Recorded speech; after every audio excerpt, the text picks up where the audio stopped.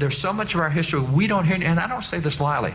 I've been appointed by a number of state boards of education in several states to help write the history and government standard for students in those states. I know it's in the textbooks, but I also know it's in history because we've got so much of the stuff. We read so many of the older books. And so as you go back to John Adams, why would John Adams point to preachers and say, well, these are the guys that we can look to that were so influential in American independence? Well, it's because when you read the Declaration of Independence, and by the way, that's a great thing to do, is read the Declaration of Independence. Rarely do we do that. We're often told that the Founding Fathers did the Declaration of Independence because taxation without representation. That's why they birthed America. They didn't like what was going on economically, so taxation without representation, here we are today. That's okay as far as it goes, but the problem is the Declaration of Independence listed 27 reasons that they separated from Great Britain.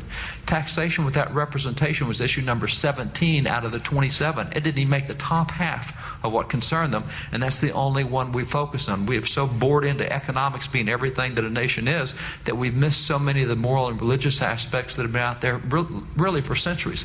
So when you look at the Declaration of Independence, you look at those 27 clauses, you look at the rights that are set forth in the Declaration of Independence. Historians have documented that every right set forth in the Declaration of Independence had been preached from the American pulpit prior to 1763. And you know what that means? That means the Declaration of Independence is nothing more than a listing of the sermons that we've been hearing in church for the last couple of decades leading up to the Revolution. That's what the Declaration is.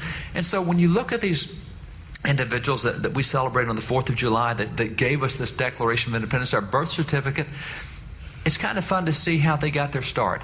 If you'll go to any public library or just go online, you can read the records of Congress, the records of everything that's gone on in Congress. And if you'll go back to page 1, you'll see the very first time that these founding fathers got together. The very first session of the very first Congress of the United States. September the 6th, 1774.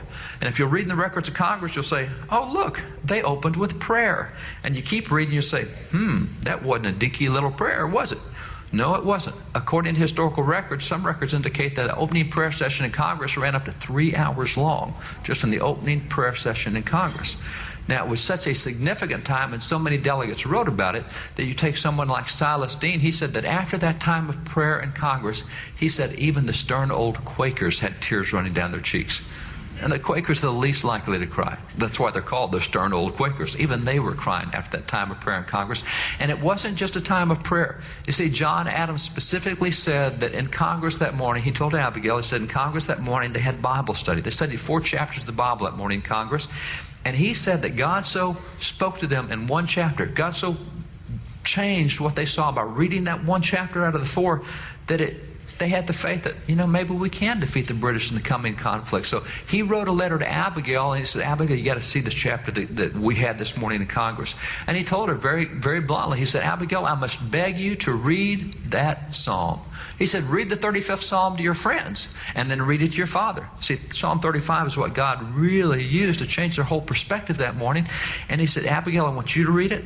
Then I want you to show it to all your friends. Then I want you to show it to your dad. And her father was the minister of their church, Reverend William Smith, who was preacher of their church. He said, you got to let everybody know what we did in the Congress this morning with the 35th Psalm. Man, we didn't know they had a Bible study, much less that God spoke to them out of that Bible study. And on top of that, he said, Abigail, that's not all. He said, Abigail, we've appointed a continental fast. We've got 3 million people in America back then, and we've called all of them to a day of fasting and prayer. And he expected good things, as he told her. He says, millions would be upon their knees at once before their great Creator, imploring His forgiveness and blessings, His smiles on American council and arms. He said, can you imagine the impact of having 3 million Americans, the whole nation, pray and fast before God? Now, that started a tradition of congressional prayer proclamations. It was the first of 15 congressional prayer proclamations. And that proclamation was for a time of fasting, humiliation, and prayer. We got real needs, so we're serious about going to God and say, God, we humble ourselves and we're fasting and praying. We got to have your intervention. Well, if you're going to be proper about the thing, you expect God to answer your prayers. When you get serious about praying, you want God to answer. And if you're really going to be respectful toward God when He does answer, you need to remember to say thank you for answering our prayers.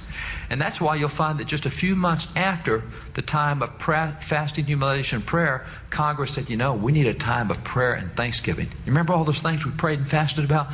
God answered those prayers. So we're calling the nation to have a time of prayer and thanksgiving. Thank God for answering all those prayers.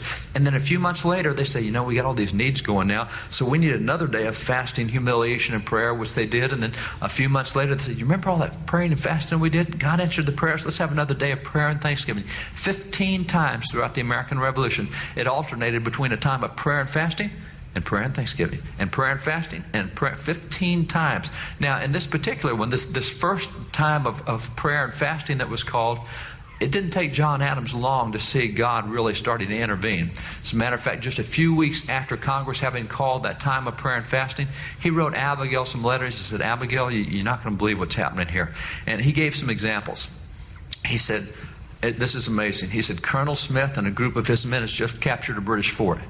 That doesn't sound real impressive now, but let's put that in perspective. Back then, at the time this was happening, America did not have an army. It did not have a navy. We're taking on the greatest military in the world, and we've just learned that American Colonel Smith and a group of his men have captured a British fort. Now, what makes that amazing, and I know we got a lot of military guys here, a lot of officers here. This is no disrespect to the officers, but do you know how we created colonels back in the beginning when we were trying to build an army? First time we had an army? The deal was, if you could get a bunch of your neighbors to enlist with you, you could be their colonel. It's real easy. You get them to enlist, you're the colonel.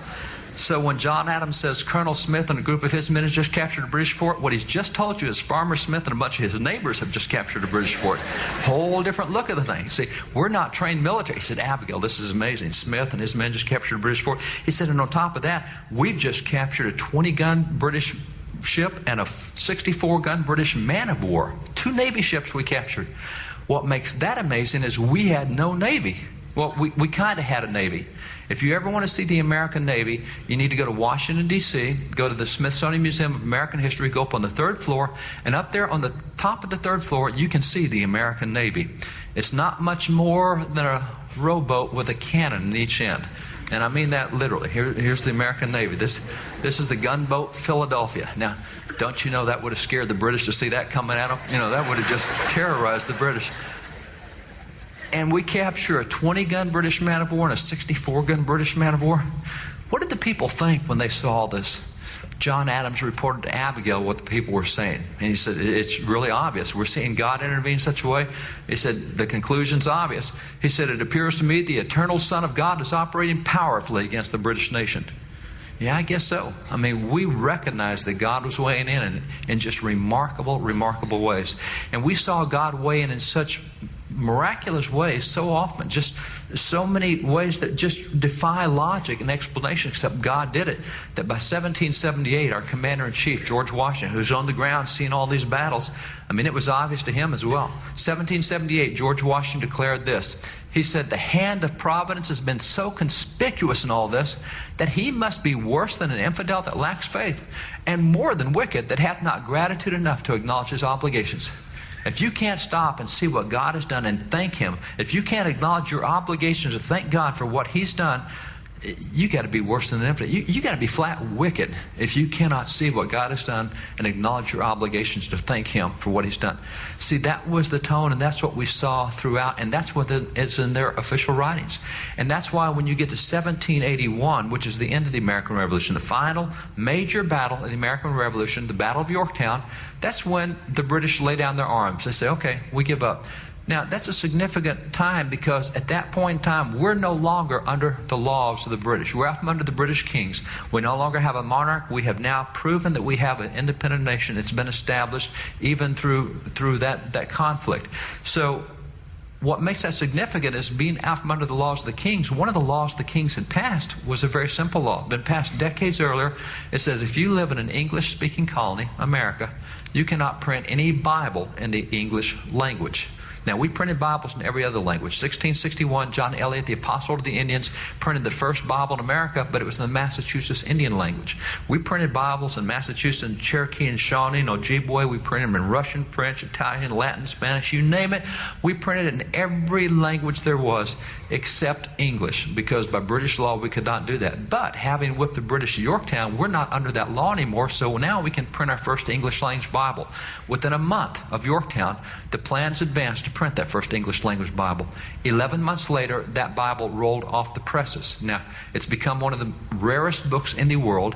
When it rolled off the presses in 1782, they printed 20,000 copies of that first English language Bible. Today there's only 29 left in the world. I have one. Library of Congress has one. I don't carry the original with me because it's just too delicate, but I carry a duplicate. This is what it looks like. First Bible printed in the English language in America. The original you see here, this is the Bible, 1782. This is called the Bible of the American Revolution. You know what's significant about this Bible? First Bible printed in English in America? You know who printed it?